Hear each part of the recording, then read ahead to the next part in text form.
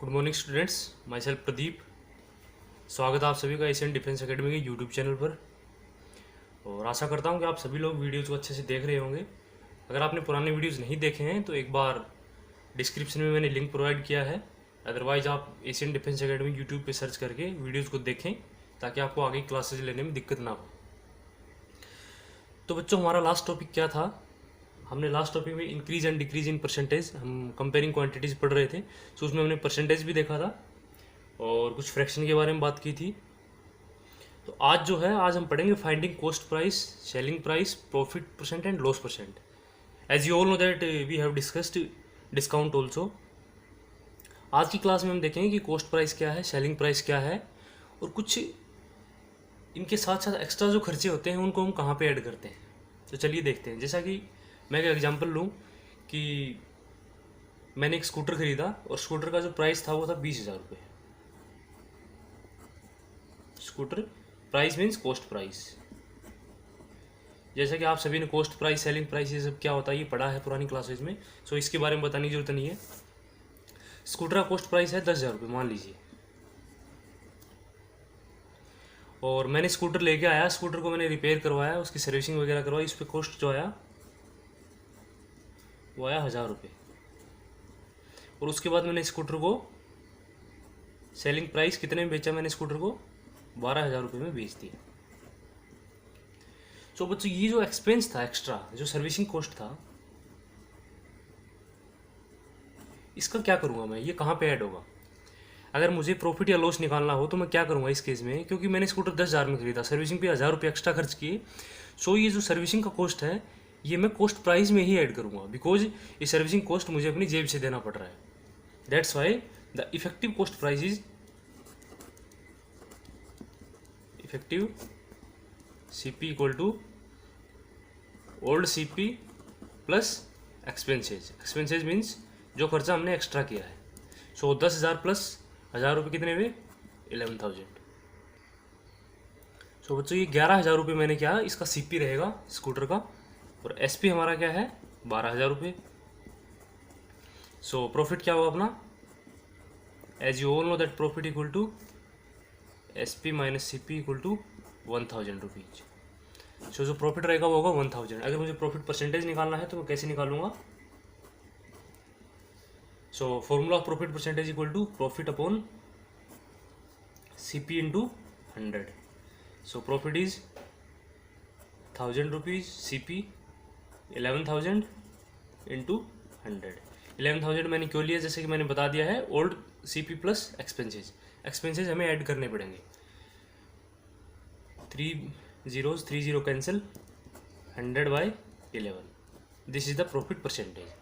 सो बच्चों, जैसे कि कोई अगर मैंने वस्तु खरीदी है तो उस पर ट्रांसपोर्ट चार्ज या सर्विसिंग का खर्चा या उसकी मरम्मत का कोई भी खर्चा जो रहेगा उसको हम कॉस्ट प्राइस में ही ऐड करेंगे। यही चीज़ इस चैप्टर में हम लोग डिस्कस करेंगे।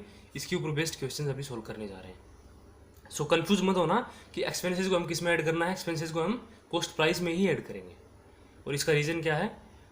I hope that is already cleared. तो चलिए एक्सपेंसेस पे बेस्ड एक क्वेश्चन करते हैं हम लोग, और इसी टाइप के अगर कोई भी क्वेश्चन आएगा तो आप उसको अच्छे से सोल्व कर सकते हैं। जो मैं अभी सोल्व करने जा रहा हूँ उस पर ध्यान से देखना इसको।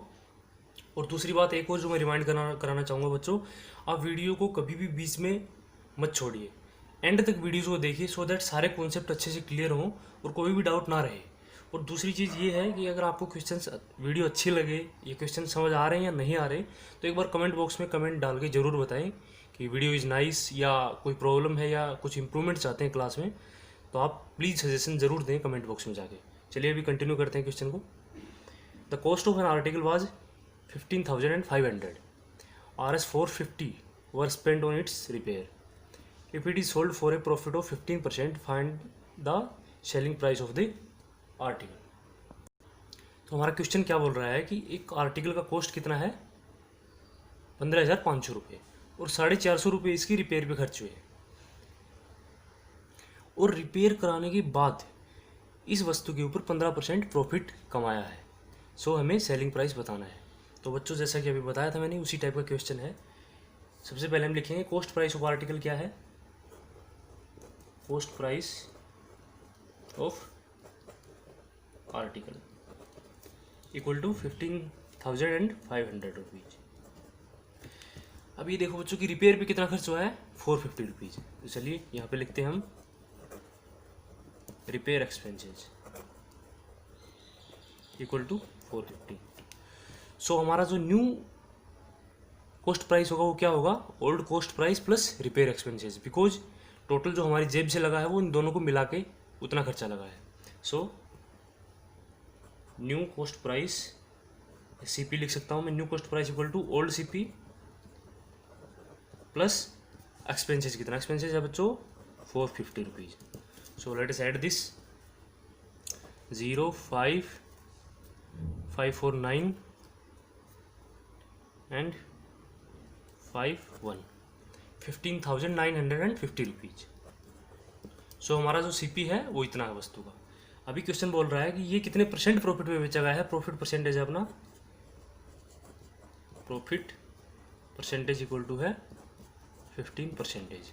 हमें सेलिंग प्राइस फाइंड आउट करना है। सो बच्चों अभी हम क्वेश्चन को यूनिटरी मेथड से करेंगे। आगे क्वेश्चन सोल्व कैसे करेंगे यूनिटरी मेथड से, ध्यान से देखना भी। यूनिटरी मेथड में हम क्या करते थे, वैल्यू को हम एज्यूम करते थे 100 रुपये। So assume cost price of article is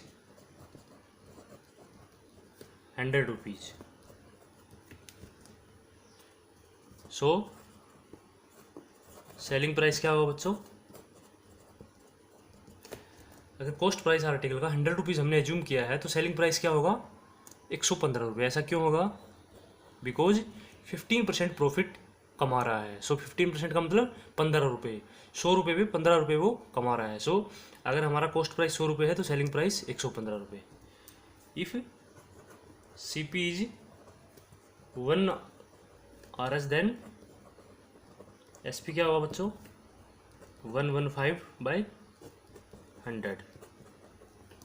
if CP is, अगर हमारा कॉस्ट प्राइस 15,950 रुपीज़ है तो उस केस में सेलिंग प्राइस क्या होगा बच्चों, अभी हमारा आंसर आएगा 115 divided by 100 into 15,950। Let us cancel this. So 115 को 15,950 से मैंने मल्टीप्लाई किया, I will get 18,342.5 rupees. So बच्चों सेलिंग प्राइस जो है इसका फाइनली उस आर्टिकल को कितने रुपए में बेचेगा वो, 18,342.5 RS में। सो बच्चों इस प्रकार से हमने यूनिटरी मेथड से क्वेश्चन को सोल्व किया। बस आपको एक्सपेंसेस पे ध्यान देना है। रिपेयर या इस प्रकार से अगर क्वेश्चन में ये आता है कि मैंने कुछ खरीदा, उसके ट्रांसपोर्टेशन चार्ज में 500 रुपये खर्च हुए, तो उसको भी मैं कॉस्ट प्राइस में ही ऐड करूँगा। इस बात को आपको ध्यान में रखना है। तो हमारा अगला क्वेश्चन है, ए milkman sold 2 of his buffaloes for 20,000 each.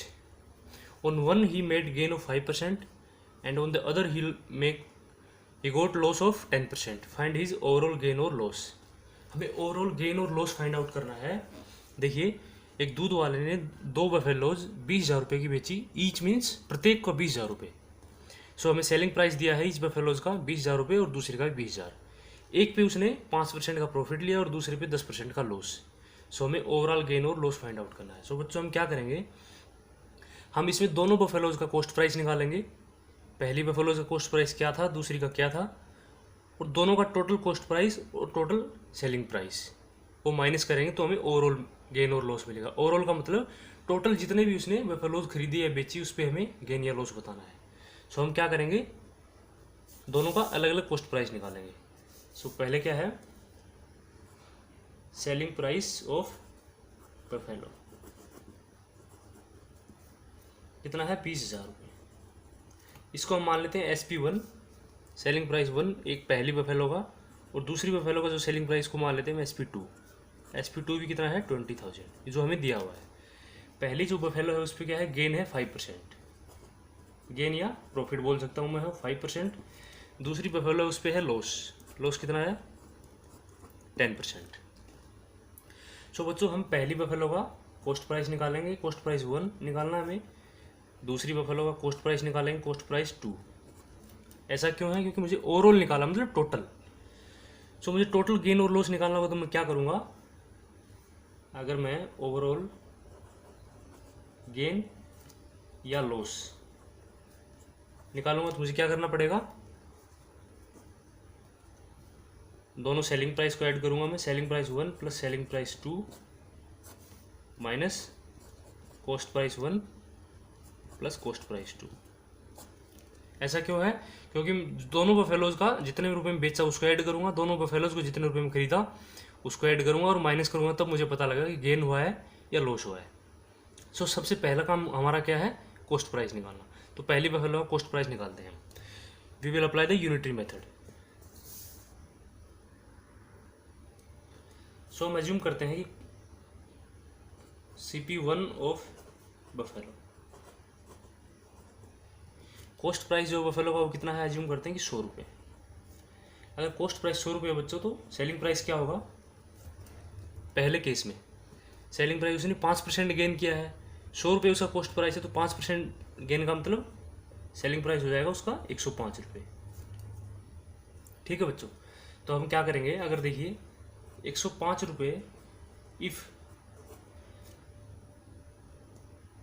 105 rupees is selling price, then cost price equal to 100 rupees. अगर सेलिंग प्राइस 105 रुपये है तो कॉस्ट प्राइस क्या है, 100 rupees. If 1 rupees is selling price, then cost price क्या होगा, 100 divided by 105।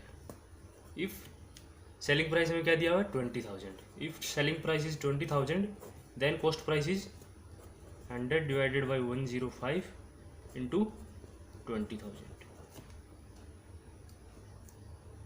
सो इसको solve करते हैं फर्दर। सो हमने फर्दर इसको सॉल्व किया, we will get 4 lakh divided by 21, the answer is 19,004 RS। So बच्चों जो पहली बफेलो थी उसका कॉस्ट प्राइस CP1 क्या मिला हमें, 19,004.76 रुपये। अभी हम जो दूसरी बफेलो है उसका कॉस्ट प्राइस निकालेंगे। सेम अप्लाई करेंगे हम यूनिटरी मेथड। हमने माना कि CP कितना है, 100 रुपये। सो SP क्या होगा बच्चों, इसमें हमें लॉस हो रहा है 10% का। सो अगर CP 100 रुपये है तो SP क्या होगा, 10% लॉस होगा तो 90 रुपीज़। सो वही हम क्या करेंगे, if SP is 90 rupees, then CP equal to 100 rupees. If SP is 1 rupees, then CP 100 divided by 90। If SP is 20,000 रुपये, then CP equal to 100 divided by 90 into 20,000। Cancel करते हैं इसको, क्या मिलेगा, 2 लाख डिवाइडेड बाई 9, 9 2 जा 9 2 9 2 9 2.23, 22,222.23 रुपीज़। सो जो दूसरी buffalo थी उसका कॉस्ट प्राइस हमें क्या मिला, CP2 इक्वल टू इतना। सो हमने क्या बताया था, ओवरऑल गेन और लॉस कैसे निकालेंगे, SP1 प्लस SP2। सो अभी हम निकालते हैं total selling price. Total selling price दोनों बफेलो का कितना बच्चों, 20,000 एक का है तो दोनों का हो जाएगा 20,000 प्लस 20,000 40,000 रुपये, means 40,000 rupees is the selling price. Now let us find out total cost price of buffaloes. Total cost price कितना है, पहले का है 9,004.76 प्लस 22,222.23। सो यहाँ से हमें टोटल कॉस्ट प्राइस कितना मिला, 41,226.99। सो बच्चों ये हमारा टोटल CP है वो SP है। सो यहाँ पे आप क्लियरली देख सकते हैं कि जो CP है वो SP से ज़्यादा है। सो अगर कॉस्ट प्राइस सेलिंग प्राइस से ज़्यादा है, इसका मतलब क्या हुआ, इसका मतलब है बच्चों loss, because cost price is greater than selling price, ये आप सभी को पता है। So loss equal to C P minus S P. So C P अगर मेरा इतना है, इसमें से मैं एस पी को माइनस करूँगा, देन आंसर इज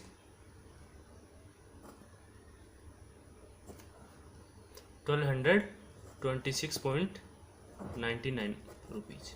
सो बच्चों इतने रुपए का उस मिल्कमैन को लॉस हुआ है। इस प्रकार से हमने इस क्वेश्चन को करेंगे। तो ये जो क्वेश्चन था, हो सकता है थोड़ा बहुत राउंड फिगर में अगर थोड़ी बहुत गलती है तो कोई दिक्कत नहीं है, बट जो मेथड अपना है वो यही मेथड आपको अप्लाई करना पड़ेगा इस केस में। ये क्वेश्चन ऐसे भी आ सकता था कि आपको अगर कॉस्ट प्राइस दिया हुआ होता और हमें ओवरऑल गेन या लॉस फाइंड आउट करना था, उसमें हम क्या करते, पहले सेलिंग प्राइस निकालते फिर ओवरऑल गेन और लॉस निकालते। सो बच्चों आज की क्लास में हमने ओवरऑल गेन और लॉस के कुछ क्वेश्चंस, फिर दूसरा जो मेंटेनेंस कॉस्ट या एक्सपेंसेस के जो क्वेश्चंस थे वो हमने कर लिए हैं। होप आप सभी को समझ में आए होंगे। और जो मैंने आपको बोला था, कमेंट बॉक्स में जाके कमेंट जरूर करना अगर आपको वीडियो अच्छी लगे तो। आज के लिए इतना ही, थैंक यू।